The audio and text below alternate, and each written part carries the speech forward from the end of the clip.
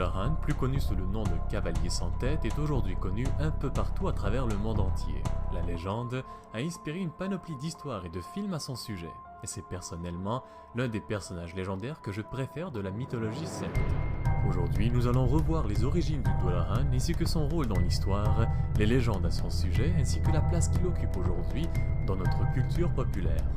Les origines du Dullahan, bien qu'incertaines en raison du manque d'informations et de sources primaires sur lui, sont profondément enracinées dans les anciennes croyances celtiques. En général, le Dullahan est présenté comme étant l'incarnation de l'ancien dieu celte Cronduv. Cronduv est un dieu vénéré par l'ancien roi celte Tirermas, qui régnait en Irlande il y a de cela environ 1500 ans, et qui est surtout connu pour avoir légitimé le sacrifice humain. En effet, en tant que dieu de la fertilité, Cronduv exigeait à chaque année des vies humaines en son honneur, et la méthode de sacrifice privilégiée à l'époque pour ce genre de cérémonie était la décapitation.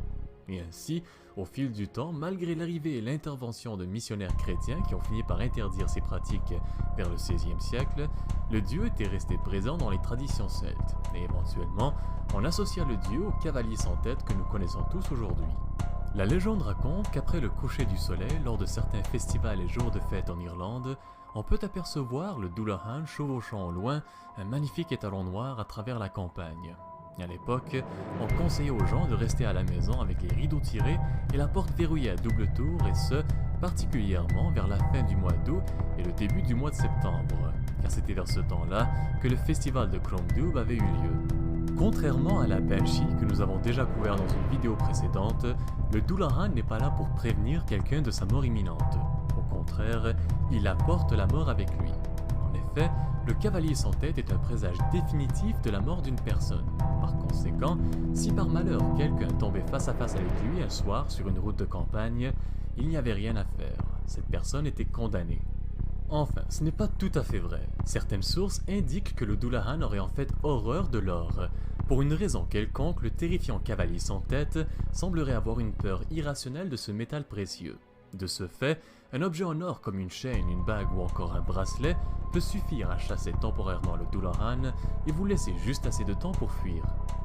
Il apparaît généralement sous la forme d'un cadavre hideux décapité et vêtu d'un long manteau noir recouvrant tout son corps. La plupart du temps, il était représenté assis sur un étalon noir aux yeux d'un rouge éclatant. Dans une main, il portait sa tête et celle-ci brillait d'une lumière surnaturelle. Il s'en servait comme d'une lanterne pour s'éclairer dans l'obscurité de la nuit, mais aussi pour traquer ceux dont la dernière heure était arrivée. Dans l'autre main, il avait un fouet fabriqué à partir de la colonne vertébrale d'un homme mort. Il s'en servait surtout pour punir ceux qui osaient se mettre devant son chemin lors de ses voyages nocturnes.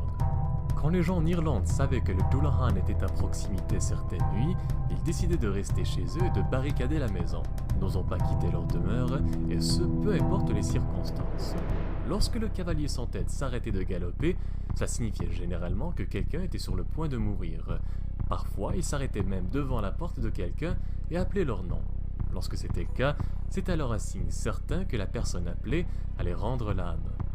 L'une des légendes les plus connues à propos du Dullahan nous provient de la nouvelle littéraire de l'écrivain américain Washington Irving.